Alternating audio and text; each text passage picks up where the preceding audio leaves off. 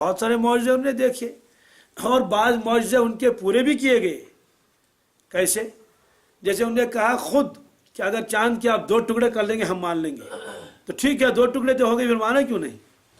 معلوم یہ ہوا کہ ہر دھرم ہے بس کبھی یہ کرو کبھی وہ کرو کبھی یہ کر لو. جی اس میں بھی ہے. تو یہ چاند کے 2 ٹکڑے کرنے کا تذکرہ خود قرآن پاک میں ہے. انہوں نے کہا چاند کے 2 ٹکڑے ہو جائیں گے ہم ایمان قبول کر لیں گے. فرمایا اقتربت الساعۃ وانشق القمر، قیامت نزدیک آ گئی، چاند کے 2 ٹکڑے ہو گئے. اور وہ 2 ٹکڑے کا مطلب یہ نہیں کہ ذرا سا بیچ میں سے وہ شغاف سا ہوا ہو، نہیں، بلکہ ایک حصہ ایک طرف کو چلا گیا اور دوسرا حصہ دوسرے طرف کو چلا گیا. بیچ میں یہ تو اللہ تعالیٰ ہی جانتا ہے وہاں تو کتنے لاکھوں کلومیٹر اس کا فرق ہوا ہوگا. یہاں بھی ہے، ایک ادھر کو تھا ایک ادھر کو تھا. دیکھنے کے لیے گردن کو یوں کرنا پڑتا تھا، ایک ٹکڑا نظر آتا تھا، پھر گردن کو یوں کرتے تھے تو دوسرا ٹکڑا نظر آتا تھا. 2 ٹکڑے برابر ہو گئے تھے. اور یہ 5 منٹ کے لیے نہیں رہا.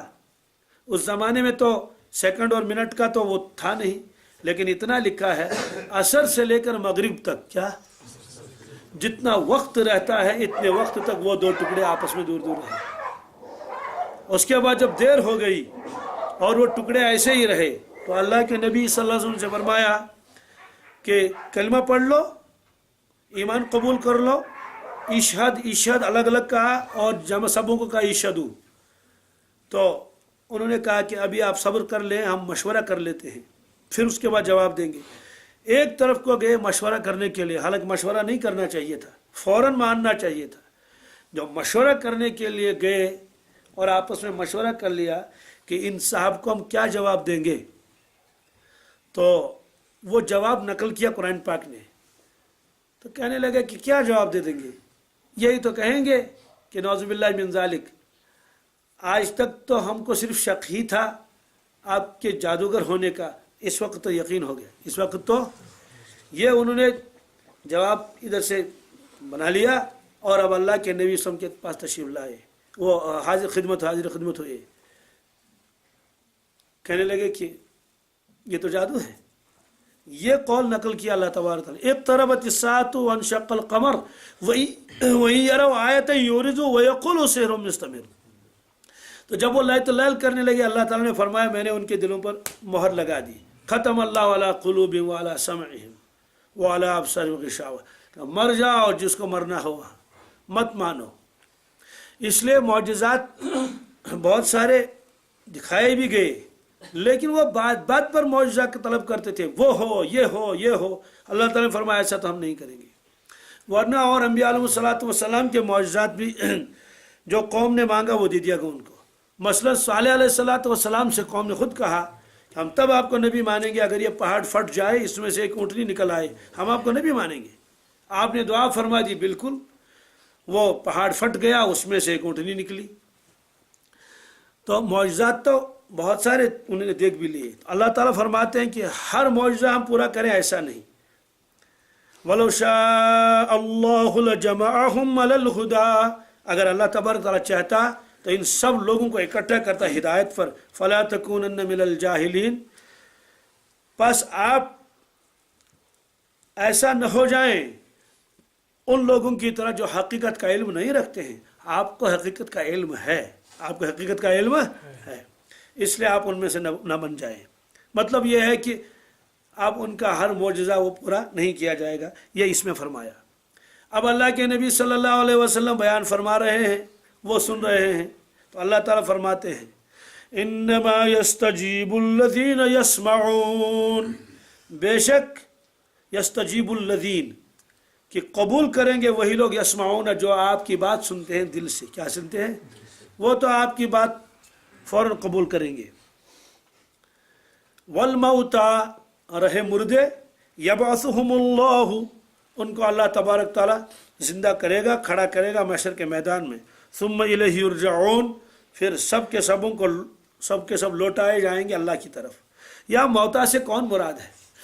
فرمایا کہ جو لوگ آپ کی بات قبول کر لیتے ہیں وہ زندہ دل ہیں. وہ جو لوگ آپ کی بات سنتے ہیں قبول نہیں کرتے ہیں، اللہ تعالیٰ نے فرمایا یہ مردے ہیں، موتا ہیں، مرے ہوئے ہیں. ان کو تشبیہ دے دی مردوں کے ساتھ. جیسا مردہ بے قیمت ہوتا ہے یہ بھی بے قیمت ہے، جیسے مردے کے سامنے کچھ بھی تقریر کر لو تو کچھ بھی حاصل نہیں، اس لیے ان کے سامنے کچھ بھی سنا لو کچھ بھی حاصل نہیں، اس لیے فرمایا کہ آپ کی بات تو وہی قبول کریں گے جو آپ کے کلام کو دل سے سنتے ہیں، وہ قبول کر لیں گے۔ جیسے حدیث پاک میں فرمایا مثل الذی یذکر اللہ والذی لم یذکر اللہ کمثل الحی والمیت، جو آدمی اللہ کا ذکر کرتا ہے، اللہ اللہ کرتا ہے، اور جو اللہ اللہ نہیں کرتا ہے، فرمایا کہ دونوں کی مثال ایسی ہے جیسے زندہ اور مردہ۔ تو ذکر کرنے والے کو تشبیہ دے دی زندے کے ساتھ، اور غافل شخص کو تشبیہ دے دی مردے کے ساتھ۔ تو ایمان والوں کو تشبیہ دے دی گویا زندوں کے ساتھ، اور جو کافر ہیں ان کو تشبیہ دے دی مردوں کے ساتھ۔ آگے آئے گا جہاں قرآن پاک میں یہ ہے یخرج الحی من المیت و یخرج المیت من الحی، اس بحث میں آئے گا کہ اس کا ایک تو یہ ہے کہ اللہ تعالیٰ مردے سے زندہ کو نکالتا ہے، زندے سے مردہ۔ عام طور سے اس کی مثال یہی دی جاتی ہے کہ بھائی انڈا بظاہر تو مردہ ہے، مردے کا مطلب یہ نہیں کہ اس میں کچھ بھی نہیں، مردے کا مطلب یہ ہے کہ اس کو کھانا دینے کی ضرورت نہیں، پانی پلانے کی ضرورت نہیں، وہ متحرک بالارادہ نہیں ہے، وہ آپ یہاں رکھ لیجئے اور رکھ لیجئے ہے، لیکن باقی کسی جاندار کو رکھیں گے تو ظاہر سی بات ہے تو مر جائے گا بھوک پیاس سے، اور اگر درخت بھی ہے پھر بھی مرجھا جائے گا، اس میں تو پانی ڈالنا پڑے گا۔ تو یہ ہے، اب اس میں سے ایک زندہ جانور نکلتا ہے، بالکل باقاعدہ اس کا ایک وجود ہے۔ تو یہ ہے اللہ تبارک تعالیٰ مردے سے نکالتا ہے کس کو؟ زندے کو۔ ایک یہ ہے، دوسرا یہ کہ جیسے بیج آپ ڈالتے ہیں کھیتوں میں، ظاہر سی بات ہے وہ بیج تو بظاہر مردہ ہے، آپ اس کو بوری میں رکھ لیجئے وہ کوئی شور نہیں اٹھائے گا، وہ مرے گا نہیں، وہ تو رہے گا، پتہ نہیں کب تک رہے گا۔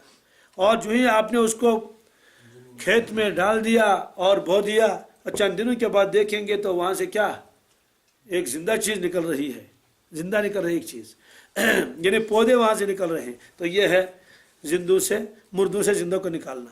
اچھا، زندے سے مردہ نکلتا ہے، اس کی مثال بھی ایسی ہی ہے، کیا؟ جیسے ایک درخت ہے اور مکئی کی درخت ہے، اس میں سے جو ہے درخت تو بالکل ہرا بھرا ہے، اس میں جو پھل نکلا، جیسے نکلتے ہیں بہت سارے فروٹ نکلتے ہیں، ڈرائی فروٹ اور کیا کیا فروٹ یہ سارے، تو وہ جو ہے وہ مکی ان سے نکلی، گویا کہ یہ تو زندہ تھا، وہ پودا وہ مردہ ہے۔ یا اسی طرح سے جو بیج وغیرہ نکالے جاتے ہیں ان میں سے وہ بھی رکھے جاتے ہیں۔ ایک شرح یہ لکھی ہے یخرج الحی من المیت، اس کا مطلب یہ ہے کہ کافر کے یخرج الحی من المیت، کافر کے پیٹ سے مسلمان پیدا ہوا، کافر کے پیٹ سے نافرمان کے پیٹ سے فرمانبردار پیدا ہوا۔ کبھی اس کا الٹا کہ فرمانبردار کے پشت سے نافرمان پیدا ہو جاتا ہے۔ اس کی پھر مثالیں بھی دی جاتی ہیں کہ ابراہیم علیہ السلام نبی ہیں، آزر چاہے چچا ہو باپ ہو کچھ بھی کہہ دیجئے، اس کو تو کہا کہ وہ تو کافر تھا۔ نوح علیہ السلام تو نبی ہیں اور کنعان کافر تھا۔ تو بہرحال یہ فرمایا کہ ان کو تشبیہ دی مردوں کے ساتھ، یبعثہم اللہ، اللہ تبارک تعالیٰ ان کو زندہ کرے گا، ثم الیہ یرجعون، پھر لوٹائے جائیں گے اللہ کے پاس، تو وہاں حساب لیا جائے گا ان سے۔ وقالوا لولا نزل علیہ آیۃ من ربہ، اور کافروں نے یہ کہا کیوں کوئی نشانی نازل نہیں ہوتی ہے، کیوں نہیں ہوتی ہے نشانی کوئی خاص نازل محمد صلی اللہ علیہ وسلم پر، خاص نشانی، خاص معجزہ، جیسے فرشتے ساتھ رہنا۔ قل ان اللہ قادر علی ان ینزل آیہ، آپ فرما دیجئے اللہ تبارک تعالیٰ کو اتنی قدرت ہے، وہ قادر ہے علی ان ینزل آیہ، کہ وہ آیت نازل کر لے، نشانی اور معجزہ۔ ولیکن اکثرہم لا یعلمون، لیکن اکثر لوگ جانتے نہیں۔ کیا جانتے نہیں ہے؟ اصول یہ ہے کہ جب منہ مانگا معجزہ دے دیا جائے، اگر مان لیا تو ٹھیک، نہیں مان لیا تو اسی وقت تہوبالا کر کے رکھ دیا جاتا ہے، طوفان مچا دیا جاتا ہے، پھر کوئی زندہ نہیں رہتا۔ اس لیے فرمایا ان بیوقوفوں کو معلوم نہیں، اگر منہ مانگا معجزہ ان کو دے دیا جائے، اگر یہ پھر اسلام قبول نہیں کریں گے، اصول اللہ تبارک تعالیٰ کا یہی ہے، پھر مہلت اللہ تعالیٰ دیتے نہیں، فوراً ختم کر دیں گے ان کو۔ اور ادھر سے اللہ تبارک تعالیٰ چاہتے نہیں تھے کہ رسول اللہ صلی اللہ علیہ وسلم کی موجودگی میں عام عذاب آ جائے۔ وَمَا كَانَ اللَّهُ لِيُعَذِّبَهُمْ وَأَنْتَ فِيهِمْ، जब तक आप तशरीफ़ रखते हैं उनके अंदर, अल्लाह तबारक ताला उनको अज़ाब नहीं करेंगे। इसलिए फरमाया कि हम अज़ाब नहीं करेंगे, वो आसमानी अज़ाब जिससे सारे ख़त्म हो जाएंगे। अब फिर हुआ क्या, आप तशरीफ़ ले गए मदीना तैयबा, कुफ़ार को जो सबसे पहला अज़ाब आया, न मदीना तैयबा में आया न मक्का शरीफ में आया, वो बदर में आया। किस में आया? और बदर न वो मक्का शरीफ है न वो मदीना पाक है, मक्का शरीफ से तकरीबन 350 किलोमीटर दूर, और वहाँ से फिर मदीना तैयबा 150 किलोमीटर दूर। तो एक वादी है, उसमें उनका अल्लाह का अज़ाब उनके ऊपर आ गया कि वो सारे मारे गए। इसलिए अल्लाह ताला ने फरमाया कि इन बेवकूफ़ों को मालूम नहीं कि मेरा असूल यही है कि जब मुँह मांगा मुआवजा दिया जाता है। फिर दो ही सूरतें हैं, मान लिया तो ठीक, नहीं तो अज़ाब। इसलिए अल्लाह तबारक तआला ने फरमाया कि हमने ऐसा नहीं किया, हम कादिर हैं मुआवजा ज़ाहिर करने पर, लेकिन नहीं करेंगे। क्यों? इनकार के ऊपर फिर अज़ाब आएगा फ़ौरन। वमा मिन दाब्बतिन फिल अर्दि वला तोइरिन यतीरु बिजनाहिही।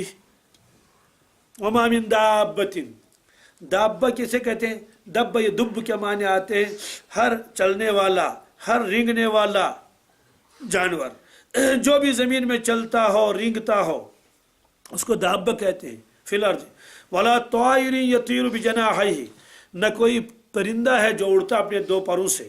परिंदा तो परों से ही उड़ता है, ये ताकीद के लिए फरमाया कि न कोई जानवर है ज़मीन में और न कोई परिंदा है जो चलता है किससे? अपने परों से, उड़ता है। इल्ला उममुन अमसालुकुम, लोगो बस तुम्हारी जैसी उम्मत वो भी है, तुम्हारी जैसी उम्मत। अब तशबीह किस में है? अल्लाह ताला फरमाते हैं कि सब के सब तुम जैसे हैं, यानी जिस तरह से आपको पैदा किया गया, आपको रिज़्क दिया जाता है, इंसानों को मौत आती है, इंसान बीमार हो जाते हैं, फिर सेहतमंद हो जाते हैं, फिर मर जाएंगे, फिर जिंदा किए जाएंगे। तो जानवरों के साथ भी यही मामला है, जानवर बीमार भी हो जाते हैं, सेहतमंद भी होते हैं। और इसी तरह से जानवरों को मैं खालिक हूँ, उनको रिज़्क दिया जाता है बाकायदा। जैसे आपको भूख लगती है उनको भूख लगती है, जैसे आपको प्यास लगती है उनको प्यास लगती है। उम्मन अमसालुकुम, बिल्कुल तुम जैसी उम्मतें वो भी हैं। इसका मतलब तो ये हुआ कि जिस तरह से अल्लाह तबारक ताला मरने के बाद इंसानों को दोबारा जिंदा करेंगे, अल्लाह तबारक ताला मरने के बाद जानवरों को भी जिंदा करेंगे। अब जानवरों को जिंदा करेंगे, ये तो करोड़ों अरबों जानवर हैं, जितने भी हैं सबों को जिंदा कर दिया जाएगा, अल्लाह ताला जिंदा कर देंगे। फरमा फर्रतना फिल किताब मिन शै, लौह महफूज में हमने किसी चीज़ को छोड़ के नहीं रखा है, सारा रिकॉर्ड है, सारा कौन कहाँ मरा, कहाँ गया, क्या किया, उसके अज्जा कहाँ है, सब लिखा हुआ है। सुम्मा इला रब्बिहिम युहशरून, फिर अपने रब की तरफ, उनके रब की तरफ सबों को पहुंचा दिया जाएगा। अब सवाल है कि इंसानों को तो हिसाब है कि चल हिसाब दे दे, इनको क्या हिसाब है? कहते हैं उनका हिसाब नहीं, उनका सिर्फ अदल है। क्या है? बस इस चीज़ का हिसाब होगा उनका कि किस जानवर ने किस जानवर पर जुल्म किया है। और हदीस पाक में अल्लाह के नबी सल्लल्लाहु अलैहि वसल्लम ने फरमाया कि अल्लाह ताला का बदल इस हद तक पहुँचेगा कि वो सींग वाले जानवर से बेसींग वाले जानवर का बदला लेगा। फिर फरमाएगा सब खाक हो जाओ, कूनी तुराबा या कूनो तुराबा, ये फरमाएंगे कूनी तुराबा, खाक हो जाओ सब, लेकिन पहले उनसे बदला लिया जाएगा। ये दिखाने के लिए देखो मैं कितना आदिल हूँ, मैं कितना आदिल हूँ। वरना जाहिर सी बात है उस दुनिया में तो जो कुछ हो चुका था, वो बकरी भी मर गई, वो वाली भी मर गई, सींग वाली भी और बेसींग वाली भी, सबको जमा करेगा। देखो मैं आदिल हूँ, ये आज फैसले का दिन है, इसने तुम पर जुल्म किया था, बदला ले लो, चुका दो मामला। अब जब वो मिट्टी हो जाएंगे उस मौके पर काफिर कहेगा वयक़ूलुल काफिरु या लैतनी कुन्तु तुराबा, वो कहेगा काश मैं भी मिट्टी हो जाता। मिट्टी होने का मतलब ये है कि जिस तरह से ये मिट्टी हो गए और मामला ख़त्म, इस तरह से अगर अल्लाह ताला मुझको भी मिट्टी बना देता तो मैं ख़त्म हो जाता। एक मतलब तो इसका ये है। दूसरा मतलब इसका ये है कि काश में इंसान न होता, काश में इंसान, बल्कि जानवरों में एक जानवर होता, कुत्ता, बिल्ली, बकरी, जो भी होता, अगर मैंने दुनिया में जुल्म भी किया, किसी के ऊपर किया होता, तो पर आज उस जुल्म का हल्का सा बदला मुझसे लिया जाता, उसके बाद मामला ख़त्म, ये दोज़ख मुझको देखनी न पड़ती, दोज़ख में जलना न होता। तो वो ये उस वक्त तमन्ना कर लेगा। ये फरमाया गोया क्या अल्लाह तबारक ताला फरमाते हैं कुफ़ार भाग नहीं सकते, हमारे काबू में है। वल्लज़ीन कज़्ज़बू बिआयातिना, जो लोग तकज़ीब करते हैं हमारी आयतों का, सुम्मुन वो बहरे हैं, बुकमुन वो गूंगे हैं, फिज़्ज़ुलुमात अंधेरों में है। बहरे कैसे हैं? हक बात सुनेंगे नहीं, हक बात का असर उन पर नहीं होगा। गूंगे कैसे हैं? हक बात कभी जुबान से नहीं निकालेंगे। फिर जुल्मातिन बेशुमार जुल्मतों में हैं, कुफर की जुल्मत, हरदर्मी की जुल्मत, गुनाहों की जुल्मत। मन यशइल्लाहु युद्लिलहु, जिसको चाहे उसको अल्लाह ताला गुमराह कर देता है। व मन यश यजअलहु अला सिरातिम मुस्तकीम, और जिसको चाहे लगा दे उसको सीधे रास्ते पर। इसका मतलब तो यह है कि ज़बरदस्ती अल्लाह तबारक ताला किसी को रास्ते पर लगा दे, ज़ोर ज़बर ऐसा कुछ नहीं, बल्कि हिदायत दे देते हैं। और अल्लाह ने उनको अक्ल दे दी है। अलम नजअल लहु ऐनैन व लिसान व शफ़तैन व हदैनाहु नजदैन, तो मैंने उनको सब कुछ दिखा दिया है और अब उनकी मर्जी है। और अगर अल्लाह ताला जिसको चाहता है उसको सिरात मुस्तकीम भी दिखा देता है। इसलिए आप ज़्यादा गम और फिक्र न करें, आप अपने काम करते रहिए, उनका मामला अल्लाह के ऊपर छोड़ते रहिए।